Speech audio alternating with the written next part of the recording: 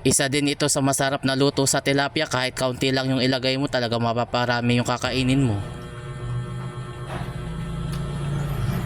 Yung nabili naming isda nung isang araw ngayon palang lulutuin. Dapat nung isang araw pa, kaya lang umuwi naman kami ng Cavite kaya hindi ko na iluto. Kagabi lang kami umuwi ng Alabang kaya pag uwi namin bumili na rin kami ng mga pangrekado. 5 piso lang sana yung bibiling ko sa luya kaya lang mahal ang kilo, nasa 200. Kaya napabili ako ng 10 piso, bumili na rin ako ng mustasa, hinati ko na lang sa gitna para madami. Yung gata naman ngayong umaga ko na lang binili, bumili ako na halagang 20 pesos. Pagkatapos inilagay ko na lahat sa kawali yung mga pangrekado. Ipapaksiw ko na muna yung isda bago ko lagyan ng gata. Yung iba ang ginagawa nila, pinipirito na muna nila yung isda bago nila gatain. Pero ako naman mas gusto ko yung ipapaksiw ko na muna yung isda at saka ko siya lalagyan ng gata. Pagdating kasi sa pagluluto, kanya-kanya tayo ng version. Naglagay na rin ako ng powder na paminta, dinamihan ko na para lalong malasa. Kung nandito ka pa rin sa bahagi ng aking video, paki-share naman para marami makapanood. Gusto ko lang i-shoutout yung mga nasa Japan, marami din yung nanonood. Isa na riyan si Sweet. Maraming salamat sa inyong panonood at mula naman sa Pinagbuhatan Pasig kay Sir Nathaniel. Thank you po sa inyo, na ilagay ko na nga rin pala yung mga isda, inayos ko lang yung pagkakalagay. Inibabaw ko talaga yung isda, kung sakaling kumuwantay na lang yung tubig hindi didikit sa kawali. Tapos naglagay na rin ako ng suka. Medyo dinamihan ko yung paglagay, masarap kasi sa paksiw yung maasim. Para kapag nilagyan ko ng gata, nalalasahan ko pa rin yung paksiw. At pagkatapos naglagay na rin ako ng tubig, sakto lang yung inilagay ko at tinakpak ko na para mapakuluan. Habang nanonood ka pa rin, paki-comment mo naman kung taga-saan ka para malaman ko kung saan napapanood yung aking video. Pinatuyo ko na muna yung paksiw bago ko inilagay naman yung gata. Maganda kasi kapag kakaunti na lang yung sabaw tsaka mo ilalagay. After ko maibuhos lahat yung gata, hindi ko na itinakpan at hinayaan ko na lang kumulo ng ganyan. I-shoutout ko lang si Mark Reyes ng Taiwan at kay Shirley, maraming salamat sa iyo, pati na rin kay Mayrin Jacinto ng Marikina City. After maluto at kaunti na lang yung gata, tsaka ko naman nilagay yung dahon ng mustasa. Ito yata yung unang beses na maglalagay ako ng mustasa sa gata. Kalimitan kasi ang nilalagay ko pechay, pero sabi ng asawa ko ilagay ko na lang daw yung mustasa. Sino ba naman tayo para hindi sumunod sa request ng asawa? Nilubog-lubog ko lang yung mustasa hanggang sa mapailalim para madaling maluto at pagkatapos naglagay na rin ako ng betchin. At kung nanonood ka pa rin at hindi ka pa nakapalo sa akin, pakipalo na lang ako para updated ka sa mga susunod kong video. At huwag mo rin kalimutan na paki-share para maraming makapanood. Tapos konting halo lang yung ginawa ko at naglagay na rin ako ng pampalasa. Tinansya ko na muna yung inilagay ko para kung sakaling kulang pa, tsaka na lang ako magdadagdag. Tapos konting mekos-mekos lang para magpantay lang yung lasa. Medyo madami pa yung gata kaya pinainin ko pa yan ng ilang minuto. Pagtikim ko kulang pa sa alat kaya dinagdagan ko pa ng kaunti na lang. Another mekos-mekos uli yung ginawa ko. Konting painin pa yung ginawa ko at pagkatapos naligo na rin ako bago ako kumain. Pasensya na kayo kung hindi nyo nakikita yung asawa ko nakasabay kong kumakain. Siya kasi yung nag-aasikaso sa babaunin namin.